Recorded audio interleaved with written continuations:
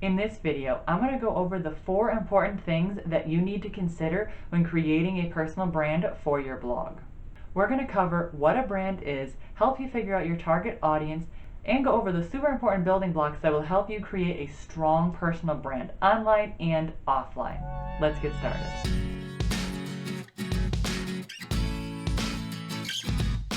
Hi, my name is Sarah, and if we're just meeting for the first time, I have been in this blogging space for 3 years now. And over that time, I have created 3 different blogs and 2 different YouTube channels. So I have a lot of experience in what it takes to create a personal brand online. And we're going to go over all of those things today. The first thing I want to go over is what is a personal brand. Now, your brand is more than just colors. You should be living and breathing your brand because your personal brand is you, your values, who you are, and what you believe in. You may have heard this before, but your vibe attracts your tribe, and that is really true. People who resonate with you and align with your brand will stick around. To get started with your brand, you want to think about what people will feel when they interact with anything that you put online. From your blog post to your social media posts and whatever else is that you post online. And that starts with your target audience. So who is your target audience? Many bloggers start out and they think that they have to reach everybody. When you ask them who their target audience is, they will either say that they don't know, or they'll say, well, everybody. Why wouldn't you want your blog to appeal to everybody, right? But you don't want to try to attract everybody to your blog. It's actually okay to repel people away from you who don't fit your vibe. Not everyone is going to resonate with you online, so you want to attract the people who are most like you to stick around. You want to be so much of yourself online that you are going to repel people who are going to mess with your vibe and your personal brand. Now, I know you're probably like, whoa, this is really deep. I just wanted to pick out some pretty colors, get my blog theme together, let's get that Instagram theme going, and we are going to get there. But there are a lot of things that encases your entire brand online that is more than just pretty colors and the perfect Instagram theme. And these deeper things that we are thinking about right now is going to bring us closer to the perfect colors and Instagram theme that we're thinking about creating. So before we get to any of that, ask yourself this question. What words or feelings do you want people to associate and get from your personal brand? So for example, my words are inviting, light and airy, and powerful. So the first word, inviting. I want people to be invited into my space. I want them to feel like they belong here and that they are invited to come into my community and hang out. I want them to feel welcome here, whether that be on my blogs, in the DMs, in person, on YouTube, or just on my socials. And for powerful, my mission is to inspire women to live a life that they love. And if you are willing to step out of the 9-to-5 life and say, I want to start a business, I want to go on a different path than the rest of the world, I want to be an entrepreneur, that is powerful. And I want my brand to reflect the powerful women that I want to inspire online. And then light and airy. I would say pick 3 words to describe what you want your business to be like, but I think light and airy kind of go hand in hand with each other. So I'm going to break my own rule here and choose 4 words. These are the words that I have picked to describe the overall feel of my brand based off of the colors that I use. I want to use pinks and whites and light golds and things like that in my overall brand design. So I would pick 3 to 4 words to describe your personal brand and what you want people to feel when they come into contact with anything that you have put online. And try not to pick something that is super different from the way that you are in real life. If you're more moody and laid back, maybe the word bubbly shouldn't describe your brand. And then if bubbly is one of the words that you want to use to describe your brand, you can use a pop of vibrant and fun colors to represent that part of your brand. Remember, this personal brand is all about you. It's called a personal brand because it is your personal brand and what you are as a person. So make sure that the words that you choose reflect that. The next big question is, where are you going to build your brand? So once you have those words, you want to think of the platforms that you want to house your brand online. I recommend choosing one platform that is for long form content. So either a blog or a YouTube channel. And chances are if you're watching this video, you already have a blog. So that's great. And if you don't have a blog, it's really easy to start one. So if you're looking to start a blog, I will leave some links down below in the description to help you get started with that. But this first platform that you pick is one that you want to be providing a ton of value on. This is where your brand is going to be living online. This is where you are going to provide the most value. So you want to do something with long form content, like I said, with a blog or a YouTube channel. And I recommend a blog because the good thing about a blog or a website is you own it. If you go self-hosted, which you should, you own your website. Nobody can take it from you because you are paying for it. If you decide to create long form content here on YouTube, something can happen to your YouTube channel. Either YouTube can take your videos down, they can not get monetized, you can go against community standards accidentally, or YouTube can just completely shut down in general. So I would really highly recommend creating a blog or a website for your long form content, because that is something that you pay for and you cannot lose, as opposed to a social media site, which we are going to pick next. I recommend picking 1 to 2 social media platforms that you are going to use as your support platforms for your long form content. This is going to be where you interact with your audience, you make connections, and you promote your blog and your long form content.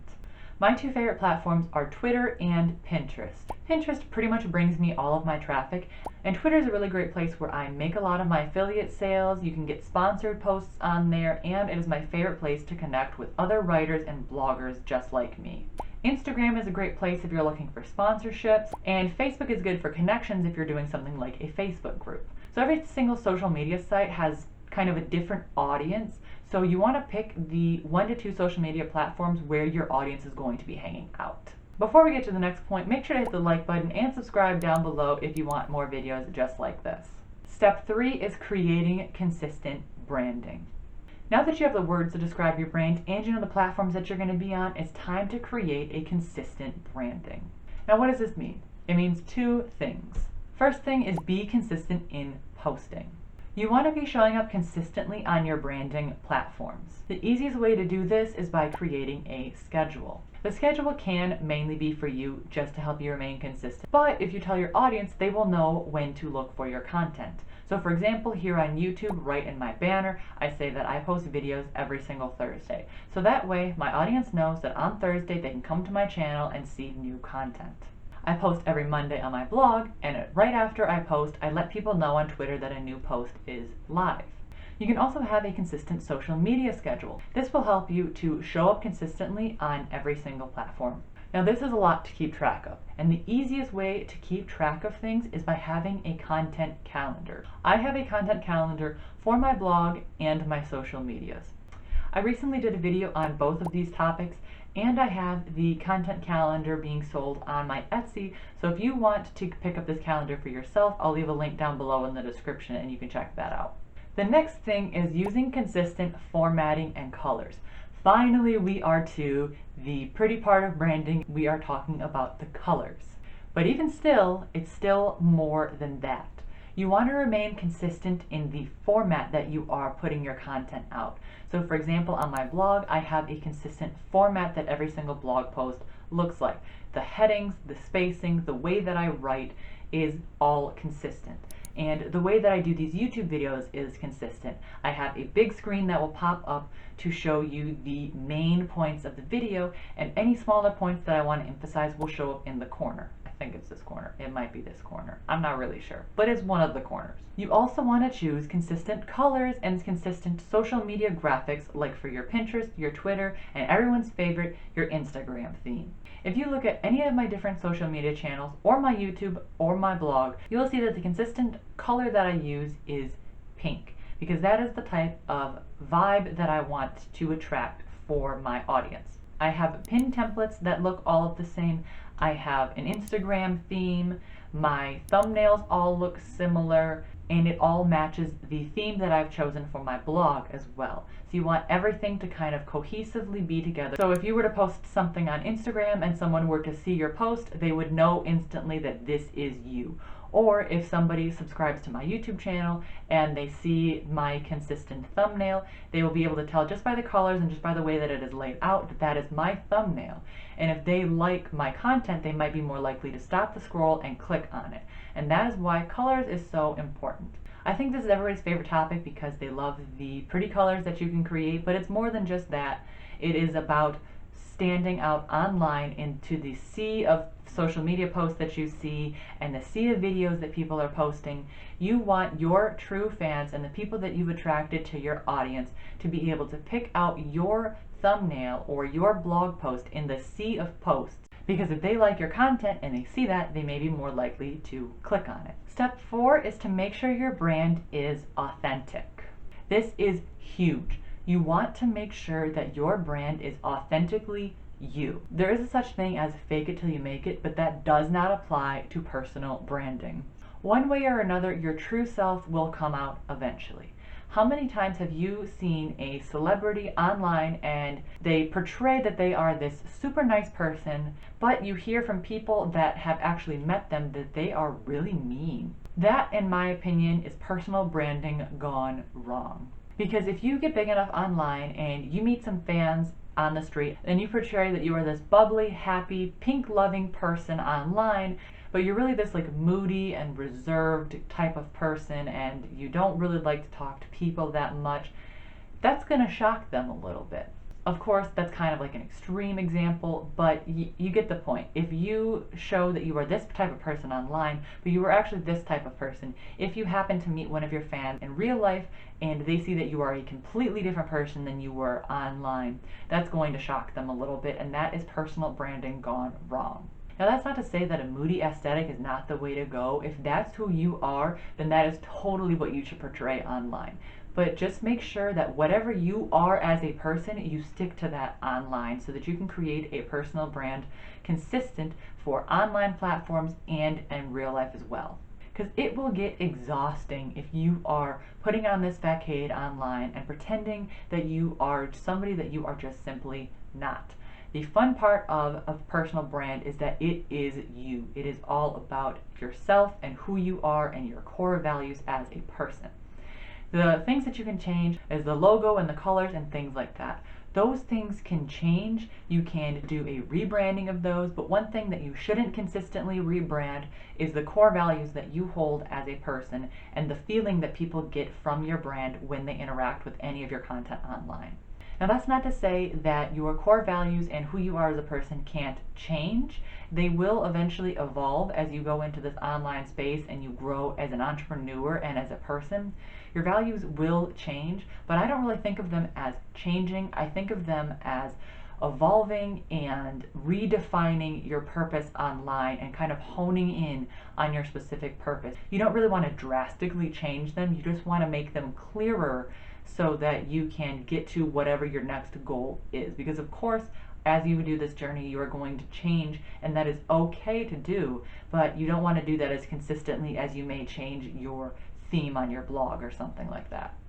Because the core values and the true things that you believe is what is going to make your brand actually stand out online. A lot of the female bloggers that want to attract women have this bright pink theme, and they have the same colors and they use the same fonts, and there are probably people out there that are using the exact same theme as you. So the way that you're going to stand out online is the values that you actually hold and the feeling that people get walking away from your blog and your personal brand.